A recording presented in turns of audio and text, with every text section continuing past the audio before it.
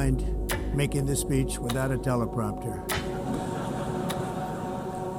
President Trump, why did you cancel the meeting with Chuck Schumer? Climate change, it's the greatest con job ever perpetrated on the world, in my opinion.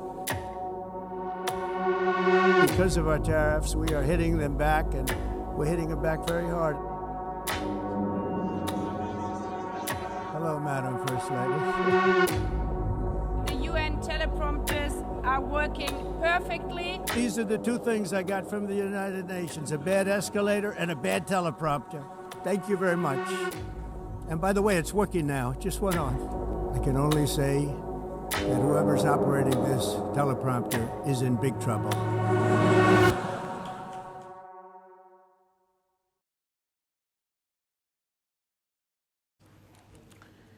Bizarre, rambling, combative, weird, take your pick. Any of these words could describe Donald Trump yesterday. That's when he returned to the United Nations, his first General Assembly of his second term as president, and the setting was stark. Multiple wars, a global tariff conflict, rising rivalries, and a rampant climate emergency.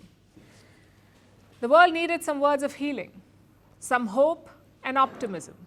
Instead, it got Donald Trump. His arrival at the UNGA did not go well. After entering the building, Trump and the First Lady stepped on the escalator, and on cue, it broke down.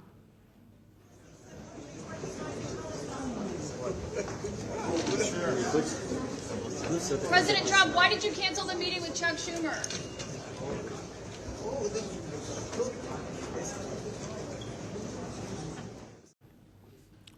If you believe in omens, this was not a good one.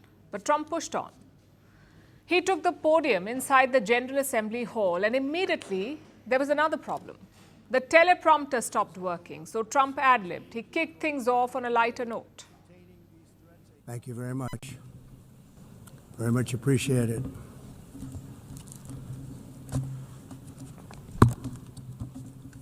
And I don't mind making this speech without a teleprompter, because the teleprompter is not working. I can only say that whoever's operating this teleprompter is in big trouble. All I got from the United Nations was an escalator that on the way up stopped right in the middle. If the First Lady wasn't in great shape, she would have fallen, but she's in great shape. We're both in good shape. We both stood. And then a teleprompter that didn't work. These are the two things I got from the United Nations, a bad escalator and a bad teleprompter. Thank you very much. Not a bad start, but after that, things went downhill. Trump was allotted 15 minutes to speak. He ended up speaking for almost 1 hour. And forget hope or positivity. Trump leaned on complaints, boasts, and falsehoods.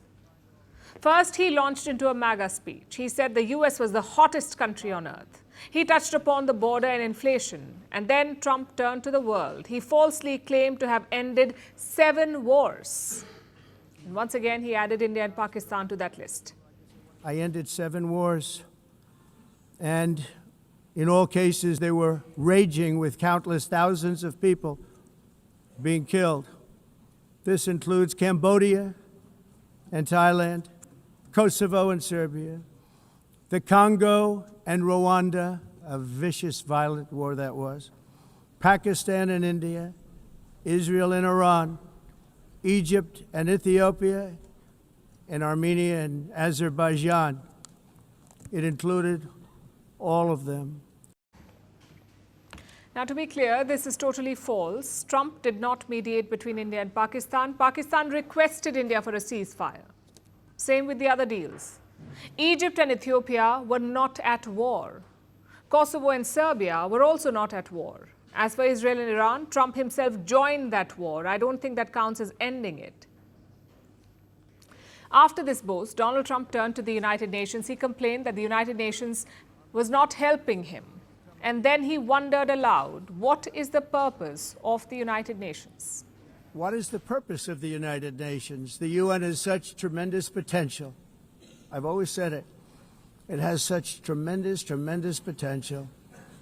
but it's not even coming close to living up to that potential. For the most part, at least for now, all they seem to do is write a really strongly worded letter and then never follow that letter up. It's empty words, and empty words don't solve war. We get why countries in the global south would say this, but Donald Trump should not be complaining. His country has benefited from the United Nations inaction. And after this complaint, Trump went down memory lane. He recounted bidding to rebuild the UN headquarters. You have to listen to this. Many years ago, a very successful real estate developer in New York, known as Donald J. Trump, I bid on the renovation and rebuilding of this very United Nations complex. I remember it so well. I said at the time that I would do it for $500 million, rebuilding everything. It would be beautiful. I used to talk about, I'm going to give you marble floors. They're going to give you terrazzo. I'm going to give you the best of everything. You're going to have mahogany walls. They're going to give you plastic. But they decided to go in another direction, which was much more expensive at the time. You think you zone out at work? Well, look at Trump. After that weird detour, Trump turned to conflicts. As expected, he gave his full support to Israel. He also criticized his allies for recognizing Palestine. Some quick context here.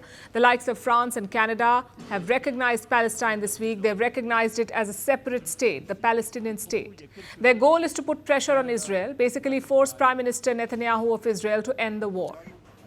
But Trump questioned this approach. He said recognition was like rewarding Hamas. And then he turned to Ukraine. Once again, the US president took aim at India. He said India and China are the main funders of Russia's war. But as a footnote, he also blamed Europe. China and India are the primary funders of the ongoing war by continuing to purchase Russian oil. But inexcusably, even NATO countries have not cut off much Russian energy and Russian energy products. And Europe has to step it up. They can't be doing what they're doing. They're buying oil and gas from Russia while they're fighting Russia. It's embarrassing to them, and it was very embarrassing to them when I found out about it, I can tell you that. But they have to immediately cease all energy purchases from Russia. No mention of his own country, though. Since the war began, the US has imported Russian goods worth $24 billion. The US has imported from Russia $24 billion. This year alone, the Americans have imported Russian uranium worth $755 million. Yet who does Trump blame? India and China. And speaking of China, Trump dropped a casual attack on them. I say casual because it got buried by the other stuff.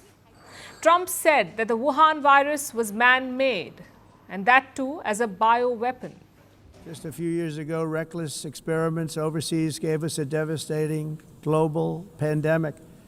Yet despite that worldwide catastrophe, many countries are continuing extremely risky research into bioweapons and man-made pathogens. This is unbelievably dangerous. That's a lot for one speech, let alone for your grand return to the UNGA. But wait, it gets worse. Because then came Trump's favorite topic, illegal immigration. He accused the United Nations of supporting an invasion at America's southern border. He also had a not-so-subtle warning for Europe. He said, your countries are going to hell. That's what he said to Europe. Listen in. The number one political issue of our time, the crisis of uncontrolled migration. It's uncontrolled. Your countries are being ruined. The United Nations is funding an assault on Western countries and their borders. I look at London, where you have a terrible mayor, terrible mayor. And it's been so changed. Now they want to go to Sharia law. It's time to end the failed experiment of open borders. You have to end it now. See, I can tell you. I'm really good at this stuff. Your countries are going to hell. Finally, Trump came to climate change. His own country has been ravaged by it. I'm sure you saw the California wildfires this year, but Donald Trump has rubbished all of it.